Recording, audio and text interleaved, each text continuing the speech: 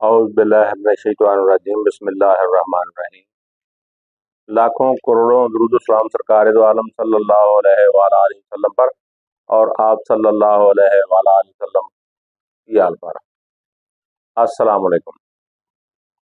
मैं गुलाम server combo advocate. दोस्तों, जैसा कि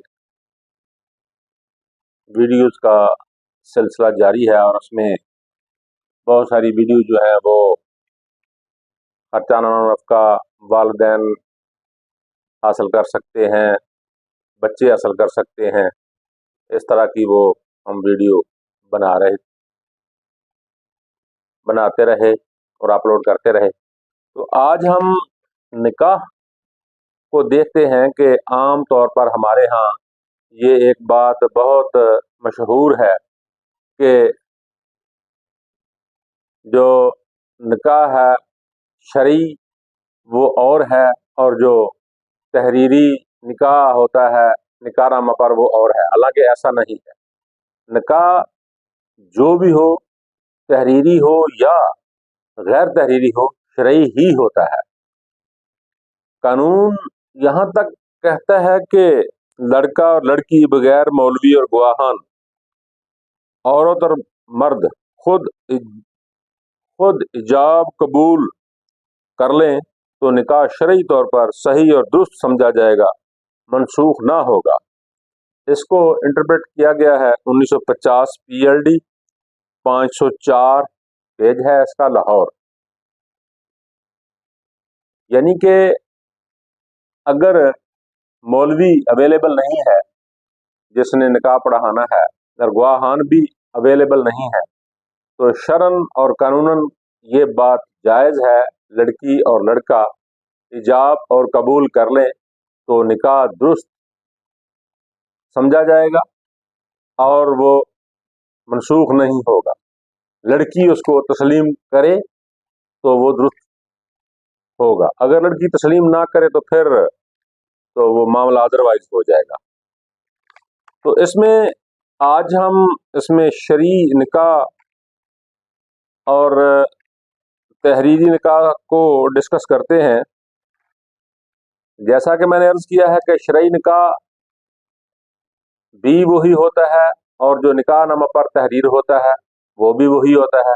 यानी कि शरई और तहरीरी निकाह जो है वो एक ही होता है। क्योंकि हम मुसलमान हैं तो इसलिए हमें शरीयत के मुताबिक ही निकाह करने होते हैं। तो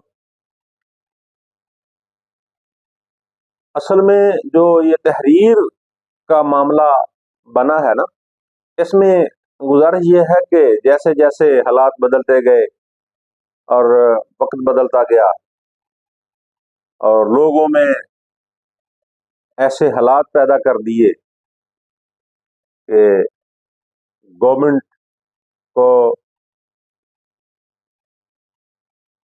उसका ये हल निकालना पड़ा कि अगर कोई शख्स है वो अगर अपनी बीवी को तलाक दे देता है या वो कहता है कि मेरा इसके साथ निकाह है ही नहीं, क्योंकि 1900 गालबन 74, यहाँ तक मुझे याद पड़ता है, 1974 के बाद से निकाह जो है वो बाकायदा तहरीरी होना शुरू हुए हैं। कबल अजीम 1964 से वैसे तो कानून आ गया है, लेकिन बाकायदा जो है वो 1974 से बाकायदा निकाह तहरीरी होना शुरू हुए हैं। इसमें हालात जो हैं वो तब्दीली खाते गए। लोग जो हैं वो शादी से इनकार करने लगे।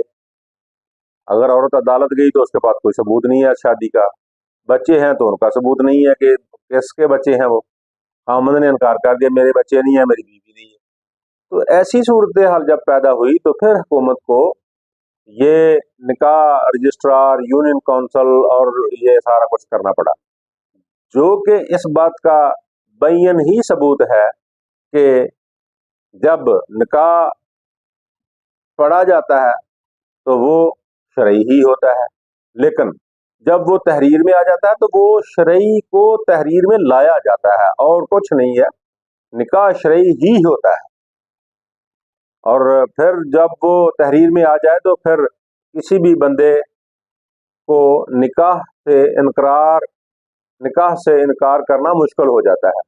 تو اس طرح وہ تحفظ ہوا بچوں کا اور خواتین کا، کہ وہ بچوں اور خواتین کو تحفظ مل گیا کہ نکاح نامہ جو ہے وہ تحریر ہوا۔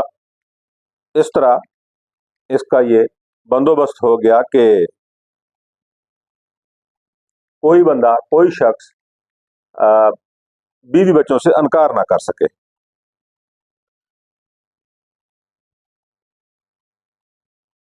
تو آج ہم نے نکاح شرعی اور تحریری کو ڈسکس کیا ہے، تو جس سے یہ بات واضح ہوئی کہ نکاح شرعی اور تحریری میں کوئی فرق نہیں ہے، صرف تحریری جو ہے وہ صرف شرعی کو ہی ضابطہ میں لایا جاتا ہے۔ تو دوستو، اگر آپ میرے یوٹیوب چینل پر نئے آئے ہیں تو آپ اس کو سبسکرائب کریں، بیل آئیکن کا بٹن ضرور دبائیں، کمنٹ سیکشن میں جا کر کمنٹ کریں، لائک اور شیئر کریں، مجھے دعاؤں میں یاد رکھیں، اپنا خیال رکھیں، والسلام۔